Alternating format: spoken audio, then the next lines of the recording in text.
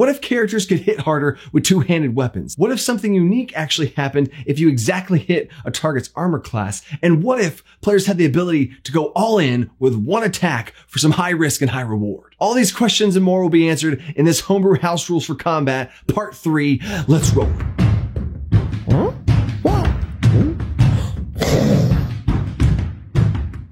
Welcome to the Dungeon Coach. I'm the Dungeon Coach. If you want to lower that DC in your game with creative homebrews and outside the box ideas, then hit that subscribe button. D&D Combat House Rule addresses the issues of strength being potentially undervalued and going to give some love to those fellow two-handed weapon wielders. So currently in rules as written, if you use a battle axe, then you can do that one-handed for 1d8 damage. And then if you grab it with two hands, the versatility property, it goes to 1d10. But I'm sorry, have you ever swung a baseball bat with only one hand? It's quite the difference, way more than one average point of damage. And then if you go to the biggest weapons you could possibly get your hands on, it's a 1d12. And I know that's the biggest die that there is, but I want to really give more reward to those offensive characters that chose to sacrifice defense and really want to go all out. When using two-handed weapons, you add 1.5 times your strength modifier rounded down. So if you have a +2 for your strength modifier while using both hands on one weapon, that would be a +3. You know, because you have 2 and then half of 2 is 1. You add those together.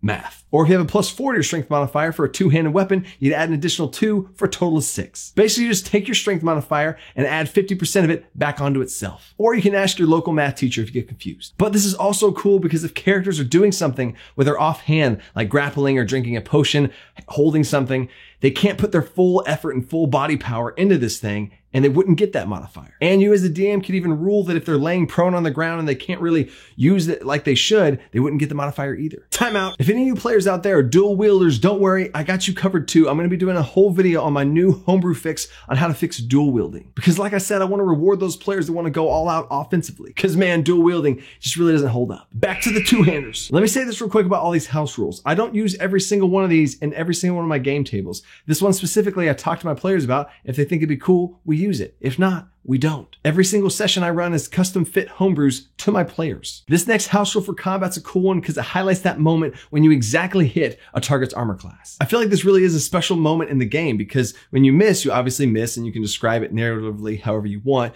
But then when you hit, you obviously hit and you deal damage. But if you exactly hit a target's armor class, sometimes players are confused if you hit or not. This is called a glancing blow. Because if you exactly hit that target's armor class, you do deal damage, but it's only half damage, which kind of makes sense because you didn't beat the armor class, you met the armor class and you deal damage, but not as much. And it's been cool at the table when normally if I roll a 14 and it exactly hits a player, they're like, oh, that is my armor class, it hits. But now if I call it an armor class and it's exactly the players, they're like, haha, it hits, half damage though. Glancing blow. I also like this too because as a DM, it gives me another narrative way to describe combat as some sort of clash happening. And if you want to take this homebrew mechanic and run with it, you can tweak glancing blows to make a monster have a range of its armor class be a glancing blow. Because a large scale creature might not be too difficult to hit, so you give it an armor class of 15, but you still want to get across this feeling of being hard to actually deal damage to this big thing. So between the ranges of 15 to 19, it would be a glancing blow. So an attack roll of 15 to 19 would hit it, but it would deal half damage. And you would have to roll a 20 or higher to actually deal full damage to it. I really do think this is a next level solution because it really sucks when players fight something with a high armor class and they miss all the time. That's just not fun.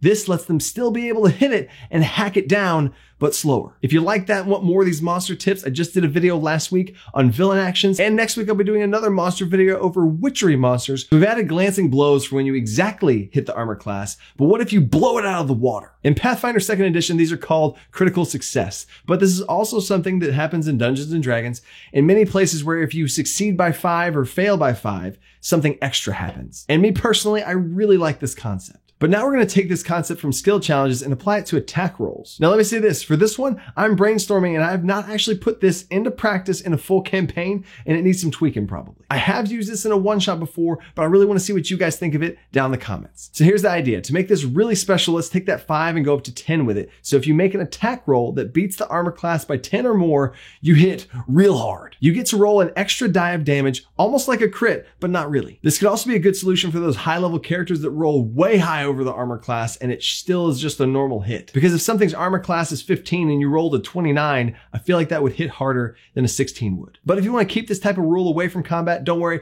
I understand. So for skill checks, if you succeed on 10 or more, you could grant advantage to the next person to make a follow-up check of some kind related to the success of whatever you just did. That could also inspire players to think creatively and work together to try and get the highest roll possible to try and get that critical success to be able to have the following one be even higher. Next combat homebrew rule is for hitting stuff that can't move anymore. Okay, now this just makes sense to me, but you can enforce this mechanic as part of a monster ability or a trap of some kind as well. The homebrew is if the target cannot use their movement, like they're restrained or grappled, they do not add their dexterity modifier towards their armor class or their dexterity saving throw. Because if you can't move and you're paralyzed or stuck in one place, then you aren't going to be as nimble as usual. Now again, keep in mind this works both for and against your players. So if your players really want to nail something with something that requires a dexterity saving throw, one of the players can run in there and grapple it, hold it in place, leaving his other allies, including spellcasters, to hit it better. More combo moves. And if you want more combat combo moves, I got a video right here. There'll be a link down in the description. Now, if that rule seems too hard to remember, then just forget about it. Get it? Because hard to remember, forget. Hard.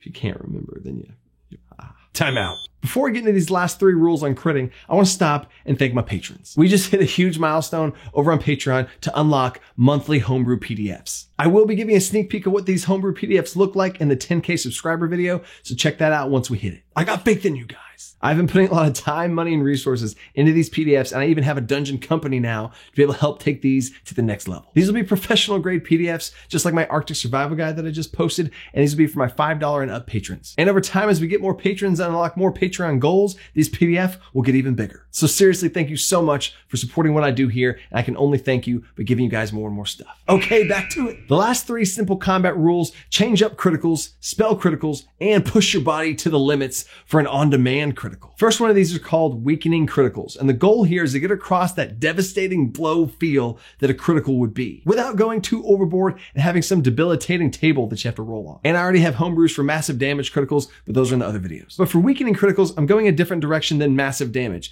For these criticals, they grant disadvantage to the target for everything they do for 1 round. They just took a huge hit, and you as the DM can cinematically describe that staggered feeling that they'd feel right after that. But don't worry, the disadvantage only lasts for 1 round, and they can shake it off because this is life or death right now, and they gotta fight. And don't forget, this goes both ways too. When characters and monsters get crit, they have disadvantage for 1 round. DM huddle. Okay guys, a couple things here to be careful about when you're combining multiple homebrews. If you're using some of my previous homebrews for massive criticals and you want to use this and you just keep wanting to do more and more stuff with a critical, you could break the game. Maybe not break the game, but you would make criticals a very, very large game swinging part of your game. So make sure you keep this in mind and balance it towards what feels right. If you want huge damage criticals, do the massive criticals. If you want to have a staggering blow feel to a critical and have something really feel the effects of it, do the disadvantage. You could even give your players the option to choose whenever they get a critical strike, which one do they want? Do they want to deal more damage with it or really try and debilitate the thing? That would be a cool tactical choice. Or to keep brainstorming in the homebrew with you guys,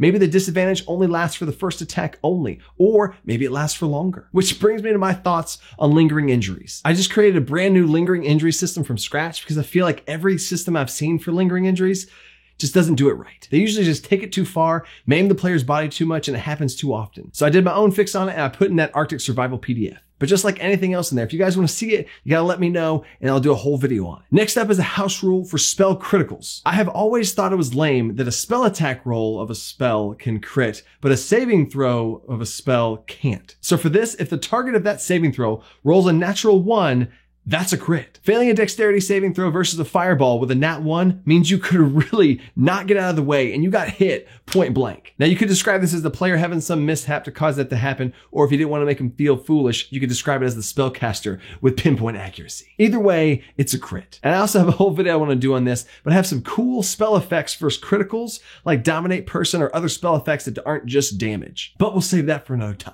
And for the last house rule here, we're throwing a Hail Mary with a high risk, high reward, desperate attack. For this, when making an attack, you can choose to go all in for 1 huge attack. The surge of adrenaline rushes in your body and you put everything you have into this 1 hit. If you hit with this hit, it's a crit, straight up. But after this heroic moment of exertion, hit or miss, you automatically gain 1 level of exhaustion. Now, I really like the idea of this. I love the option to give players for this cool high risk, high reward potential. But I'm still workshopping this and playing around with it. So you could totally give this one attack advantage, or maybe have it grant 2 levels of exhaustion instead. Or maybe instead of a full-blown crit, it's just an extra die worth of damage. Or what about for spellcasters? Could they do the same thing with spells and choose to push themselves to the limit to gain advantage at the cost of an exhaustion stack? We have conversations like this all the time over on my Discord server, so come join us with the link down below. Or I literally just had this thought, what if spellcasters could try and cast spells that they don't have a spell slot for, but gain stacks of exhaustion? There's something here, guys. But guys, this is what homebrewing is all about, playing around with the limits and current rules of the game to find systems that feel right for you. And just like in any of my videos,